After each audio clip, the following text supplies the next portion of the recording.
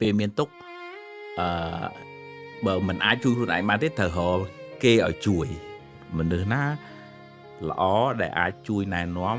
គាត់បានដែលគាត់ទុកចិត្តអត់ចាំបាច់ត្រូវបង្ហោះ Facebook អីទេព្រោះក្នុង Facebook វាមានមនុស្សដែលមិនសប្បាយចិត្តនឹងយើងមនុស្សអនឹងយើងកើតទុក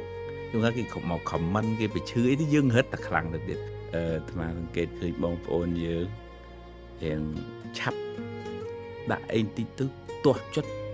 ជេរបចោអីគ្នាស្អីឌឺដងស្អប់តិចផ្ដាសាទៅវាឆេះទាំងយើងអ្នកខឹងគេអ្នកទទួលនោះឆេះដែរភ្លើងឆេះទាំងអស់គ្នាវាអត់ស្ងប់ទេកាយហ្នឹងឲ្យល្អចេះជួយគ្នាវិចារហ្នឹងល្អហើយវិចារហ្នឹងមិនមែនតើនិយាយទេcomment ផុសអីក៏ដោយក៏ចាត់ចូលនៅក្នុងវិចារបើប្រើត្រូវបានបន់បើប្រើមិនត្រូវបាបគឺក្តៅគឺគេឲ្យគេជេរបន្តិចដល់ថាវាកើតបាបទាំងអស់គ្នាតែជាម៉ែជាឪជាសាលារៀននេះហើយរួមទាំងប្រសង់នឹងផងត្រូវធ្វើម៉េចផ្សំពូជល្អពេលដែលកូននៅទូចពីព្រោះយើងវិចពូជបន់មកសំពាយពូជបាបមកសំពាយមកជាមួយខ្លួនយើងហើយតើនៅពេលដែលកូននឹងញាស់ឡើងនឹងយើងបដោះពូជណាបានមុនរយៈពេលកូនកើតមកដល់អាយុ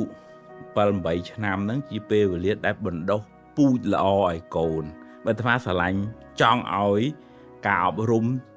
ទូទៅក្តីការអប់រំពុទ្ធសាសនាក្តីទៅជ្រាបដល់នោះអត់ចង់ចាំដល់ចាស់ហើយឬក៏ចូលថ្នាក់វិទ្យាល័យឲ្យទៅរៀនទ្រឹស្ដីពុទ្ធសាសនាវាកែលែងចង់បានហើយសម្ដេចការបង្រៀនរបស់សម្ដេចទាំងនិមន្តទៅតាមស្ថាប័នរដ្ឋស្ថាប័នឯកជនក្តីឬមួយតាមការធ្វើវីដេអូនៅលើ social media ក្តី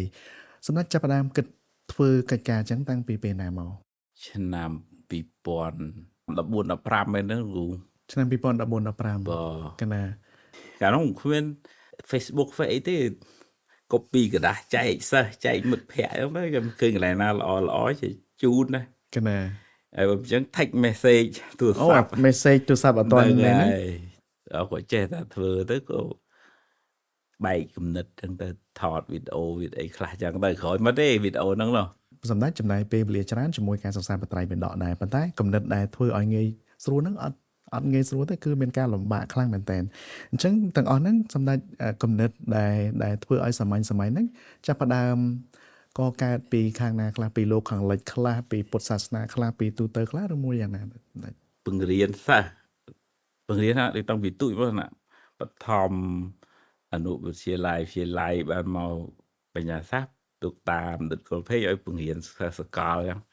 អញ្ចឹងក្មេងៗវាងាយយល់អីធរអាអីវាបាក់ស្ដាប់ហ่ะអញ្ចឹងវាថាយកពាក្យអវាទព្រះហ្នឹងមួយម៉ាត់អញ្ចឹងមកពយល់យ៉ាងណាឧទាហរណ៍ថានិវរណធរស្ដាប់មិនបានទេអញ្ចឹងយើងដាក់ថាឧបសគ្គខាងក្នុងចិត្តយើងហ្នឹងហើយមានពាក្យមួយថាកុកកញ្ចក់អញ្ចឹងប្រែថាស្ដាយក្រោយបើយើងប្រើពាក្យកុកកញ្ចក់នេះគ្នាស្ដាប់មិនបានអញ្ចឹងថាអើយណែឥឡូវរឿងណាហួសហើយឥឡូវនេះទៅចាត់ទុកថាយើងមានបាបកម្មចាស់តែឥឡូវដោះស្រាយឲ្យទៅមុខទៀតទៅកុំឲ្យមានវិបដិសារីហ្នឹងណាហើយបើយើងយកពាក្យកុកកញ្ចក់ឧទាហរណ៍កុកកញ្ចក់ឲ្យគ្នាស្ដាប់មិនបានដល់បានយល់អត់ចូលចិត្តធរទេពេលយើងបញ្ជ្រាបបន្តិចកាត់មកចាប់ឲ្យគ្នាសាកភ្លក់រសជាតិធរអូធរហ្នឹងចឹងតើចឹងថ្ងៃក្រោយគ្នាអត់ខ្លាចធរទេពីព្រោះធរហ្នឹងមានប្រយោជន៍សម្រាប់គ្នាយកទៅអនុវត្តណាខ្ញុំកណាចង់ទូសួរសម្ដេចថាហេតុអីបានសមាធិនៅឡើយវាមើលទៅដូចជាសំខាន់ខ្លាំងមែនតើមិនថានៅលោកខាងលិចនៅស្រុកខ្មែរទេគឺមនុស្សចាប់ផ្ដើមគិតគូររឿងនឹងច្រើនមែនតើមកពីយើងមានជំងឺហើយសមាធិវាថ្នាំព្យាបាលជំងឺផ្លូវចិត្តណាហើយយើងរហូតនេះរហូតនោះពីមុនមកដល់ពេលឥឡូវយើងដឹងយើងឮច្រើនអូសមាធិនឹងថ្នាំអញ្ ចឹងមនុស្សចាប់ផ្ដើមសាក ចុះសម្រាប់ថ្នាក់ដឹកនាំម្ចាស់អាជីវកម្ម នឹងសម្រាប់ញោមអ្នកទទួលទៅធ្ងន់ហ្នឹងចាំបាច់មែនតើហ្នឹងអត់មានពេលសម្រាប់ដោយព្រះសម្មាសម្ពុទ្ធចឹងព្រះអង្គរវល់ប៉ុន្តែព្រះអង្គមានឱកាសធ្វើសមាធិនឹងរឿយទៅណាព្រះអនន្តនេះព្រះអង្គបម្រើព្រះសម្មាសម្ពុទ្ធមកយប់មិនសូវបានសឹងណាប៉ុន្តែលោកធ្វើសមាធិមនុស្សយើងអស់កម្លាំងមកដោយសារវាមួម៉ៅខឹងអានេះស្អប់អានោះ